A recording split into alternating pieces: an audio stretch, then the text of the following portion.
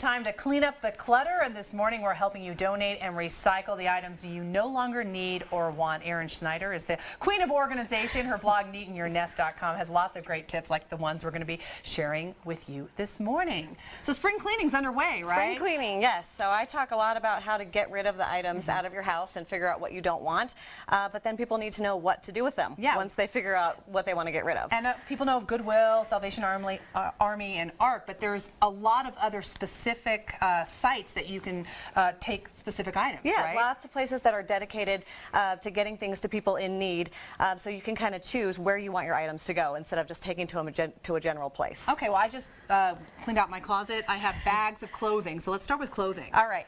The first one I'm going to talk about is actually called Donate My Dress. Okay. So this is an organization that gives girls and women dresses for prom, for formals, quinceañeras, things that you know, they might want to have a nice dress for, but they can't afford. Cause, So if you or a family member has a closet full of dresses that they've worn once, it's time to take them to a special place. So there's a chapter in Denver. You can also organize your own dress drive for your school and take them there. So donatemydress.org is a place to do that. Fantastic. Another kind of clothing item people have a lot of is work clothes. Yes. So Dress for Success is an organization. I'm very familiar with that organization. Are you? Okay, yeah, so it's wonderful. It's great. They collect women's clothing for job interviews, for entering the workforce, helping people get back on their feet so they can be self-sustaining again.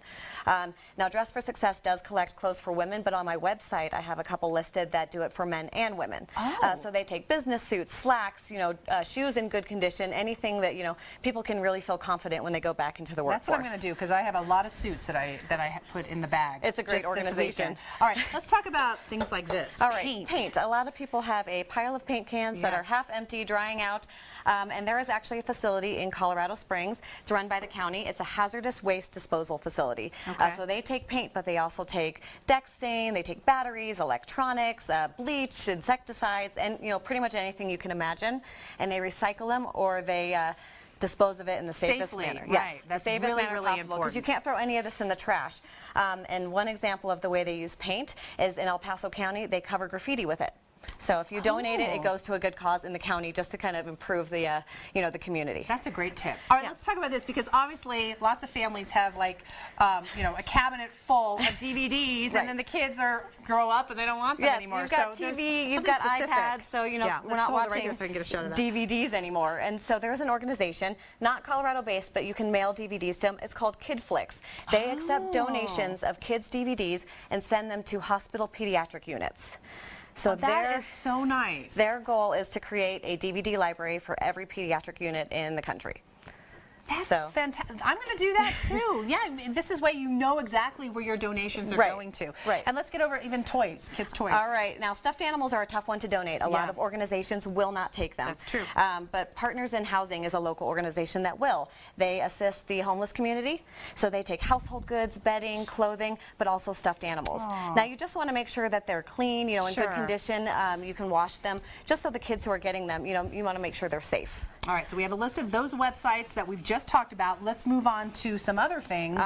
Household goods, right? What do we have here? Well, I have craft supplies. If you're like me, you thought you would be a great scrapbooker and now have bins of I feel you. I feel your pain. unopened crafts and paper and people stickers. That want this. Yes. But now what do you do with it? There is an organization called RAFT. It's Resource Area for Teaching. They're based out of Denver. Everyone knows that teachers spend a lot of money out of pocket on school supplies. They do. So RAFT helps them get it in the most cost-effective manner using donations. So they take craft supplies, school supplies. They take things like wine corks and DVDs that can be used for creative, craft processes in the classroom. And they also do workshops and, come up with little craft kits. So it's a really good organization for getting rid of all that stuff that you've gathered and never used. Okay, and then finally, we've got a little bit of this, a little bit of that, right? Everything. Vietnam Veterans of America. They're a national organization. They take things like books, they take tools, they take clothes, household goods, also bicycles, which are really hard to get rid of. So they actually offer pickup.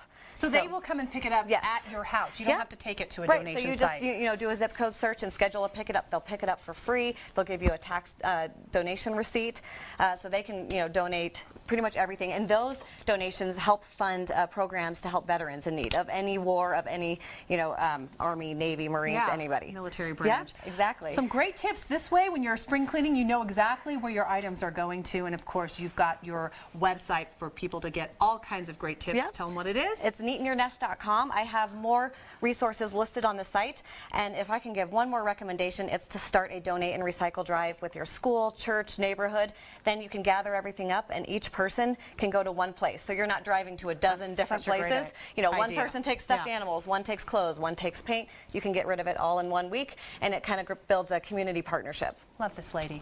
Erin Schneider, thanks so much. Thank you so much for having me. Justin? Great ideas, ladies. Thank you so much for all of that stuff. You know, my parents, I was there in Las Vegas over the weekend, and they had a friend whose house burned down, or their parents' house burned down, so they were gathering all stuff around the community, kind of doing what you were talking about, gathering up all the stuff and then donating it to them. So that's a good thing to do for sure.